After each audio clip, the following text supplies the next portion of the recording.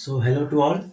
Welcome to my new lecture, that is lecture number 6, which is on assumption in strength of material.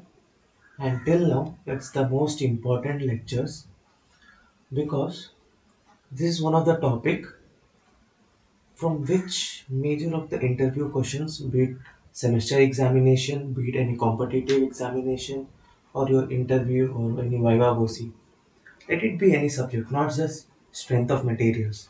Okay, it can be from structural analysis, from geotechnical engineering, from transportation engineering, etc. etc. Some assumptions are stated because in theory nothing is practical. Okay, we are assuming something and we are doing in accordance with that. In the entire engineering or even in the entire science, not science, I could say in engineering, like when we start from the initial level, we go from the assumptions. Then we apply some factor of safety to match it up to the field values. So, right, let's concentrate on the assumption in strength of material. Basically, we will be dealing with seven assumptions and I'll be describing them. I'll be explaining them in a very brief manner. So, please concentrate on all the seven assumptions. The first one is that material is deformable and continuous, right? So I have explained a lot, hell number of times what is deformable and continuous. ठीक है, deformable जो body deformable होता है, दो points उस body के अंदर change होते हैं, and continuous means जैसे ये एक body है, तो एक continuous body है, ये नहीं कि ऐसे खुला छोड़ दिया एक आधा ऐसा इरेगुलर बॉडी है या नॉन कंटिन्यूस बॉडी है. ठीक है, तो पहला पॉइंट तो ये material is deformable and continuous. We will not be dealing with rigid materials. Okay, the second one is the most important one, that is material is homogeneous. Okay, I have underlined here, and isotropic. Now the issue comes here. सबको पता है कोई भी assumption हो, geotechnical हो, soil का हो, road का हो, materials का, सब बोलते हैं homogeneous isotropic, homogeneous isotropic. But if we ask them what's actually meant by them, what is the engineering significance of these two terms, which is homogeneous and isotropic, they usually get struck up here, right? So I guess homogeneous and isotropic, many of us will be knowing it from our higher secondary school level, but here it's the game is something else. ठीक है, तो देखते हैं. First we'll see homogeneous.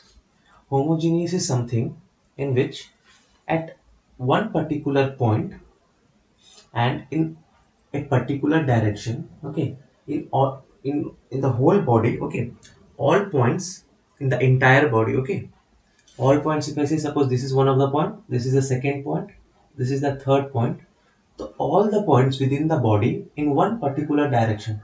Suppose let me mark this as x and this is as y direction, so it's a 2D Cartesian plane. So all the points in one particular direction, suppose let it be x direction, the elastic properties, mind it, the elastic properties will remain same. Okay, that is here E1, E1, E1, and here also E1. That is in x direction. At all the points within the body, the elastic property will remain same. Now, I am saying here as elastic properties. What do I mean by elastic properties? Stress, strain, strain energy, and shear stress वगैरह वगैरह. ठीक है, तो फिर यदि y direction में देखें तो सभी पॉइंट पे y डायरेक्शन में इलास्टिक प्रॉपर्टी सेम है, that is E2 E2 E2. ठीक है, तो x में E1 E1 E1 हो गया, y में E2 E2 E2 हो गया. तो ये हो गया होमोजीनियस का part. When we come to isotropic, now what does isotropic states? It states that at all the points, okay,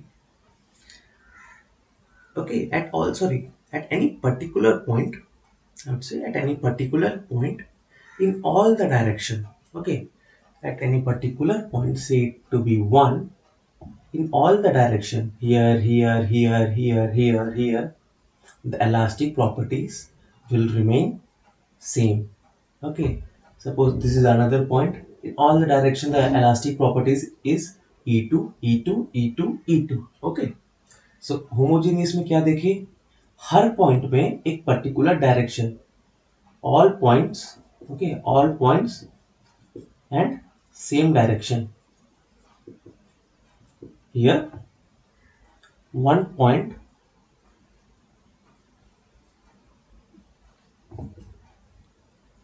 and all direction.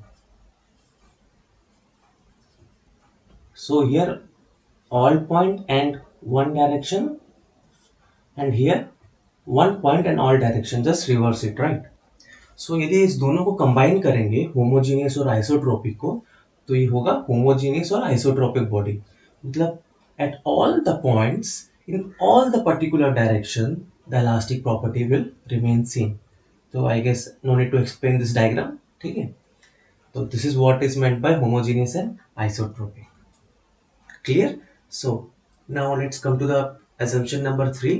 Okay, so it states that the self weight, okay, self weight, or we can say it as a dead load, that is जो भी material होता है जो उसका self weight होता है उसको ही हम डेड लोड भी बोलते हैं, of the members are neglected. मतलब self weight of members are neglected, खुद का वजन नेग्लेक्ट किया जाता है किसी भी एनालिसिस में.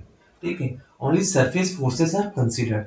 जो भी सपोज ये मटेरियल है, तो इस पे इसके सरफेस पे फोर्स नंबर 1, 2 और 3 लग रहे हैं. Only this forces will be considered, but due to its own weight mg acts downward.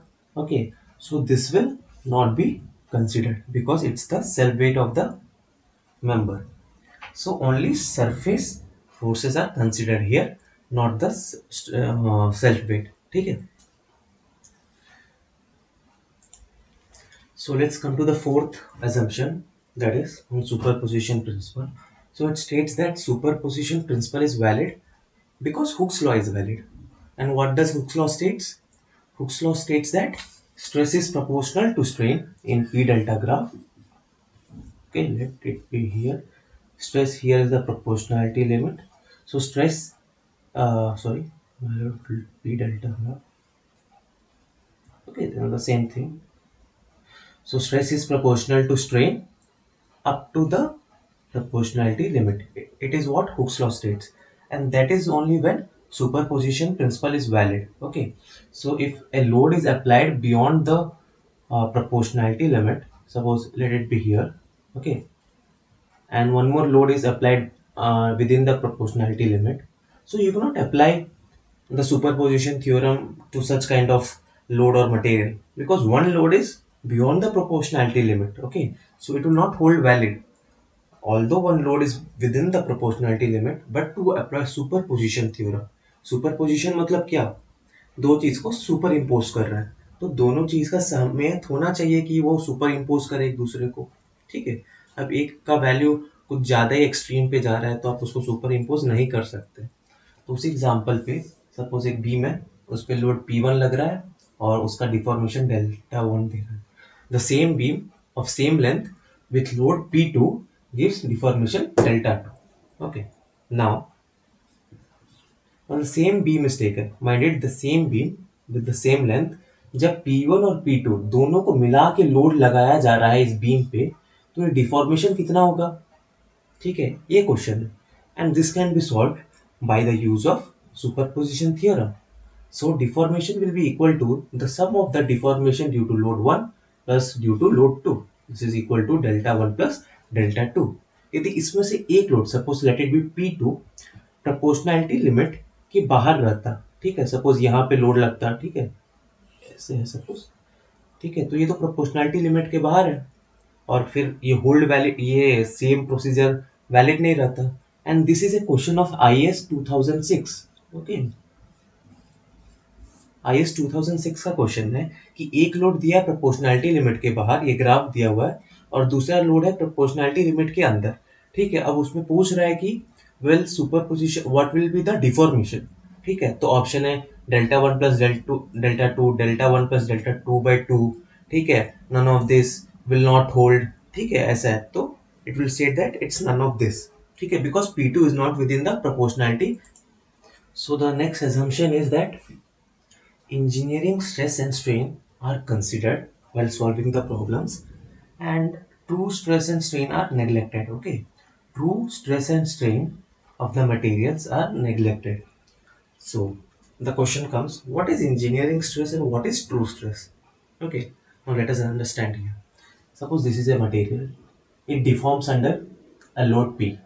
So it will expand longitudinally and it will contract laterally. Okay, so the initial area of this cross section, it will be this much, that is capital A, and at any instant, that is after the deformation, the cross section will be A dash. Okay, so what this assumption states that the engineering stress, that is P by the initial area, okay, by the initial area should be considered, and the true stress, that is P by the instantaneous area. Okay, this is the true stress actually, which we have to be consider in any practical life, but this is neglected, right? This should never be considered.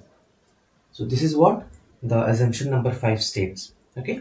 Now the sixth assumption is that material should be prismatic.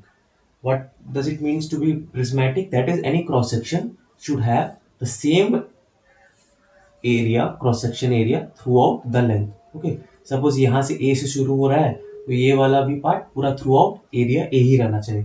Suppose it will be trapezoidal, so the area is very like it's varying, so it's like a conduit, and that's why it's not a prismatic material. So keep in mind that material should be prismatic.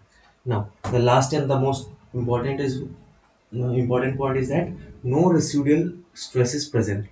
अब ये residual stress क्या होता है?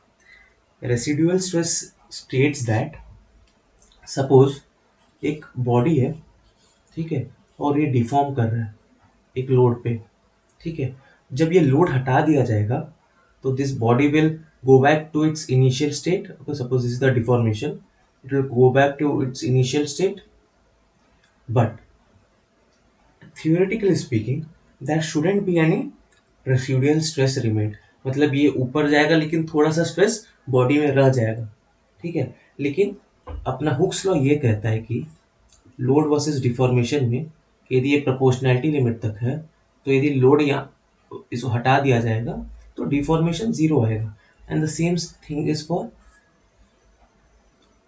Stress strain curve, कि यदि load हटा दिया जाएगा तो स्ट्रेन कम हो जाएगा, स्ट्रेन हट जाएगा, स्ट्रेन चला जाएगा तो अपना स्ट्रेस भी जीरो हो जाएगा. तो this is it states that theoretically that no residual stress should be present in the body, okay, when the load is removed. और even when not the load is remove, suppose initially आप कोई material को test कर रहे हैं, ठीक है, उस पर कुछ लोड लगा रहे हैं, तो उसमें पहले से कुछ स्ट्रेस रहना नहीं चाहिए, ठीक है, स्ट्रेस कॉन्सेंट्रेशन नहीं रहना चाहिए उस पर्टिकुलर बॉडी में. तो इफ ऐसा हो तो आपका वो एरोनियस रिजल्ट देगा. तो these were the 7 assumptions which we should keep in mind, and this is really very important. That's why I marked a star mark here. So please go through the video. If you are not understanding at once, please comment it down in the comment box if you haven't understood any point. So that was all from today. Thank you.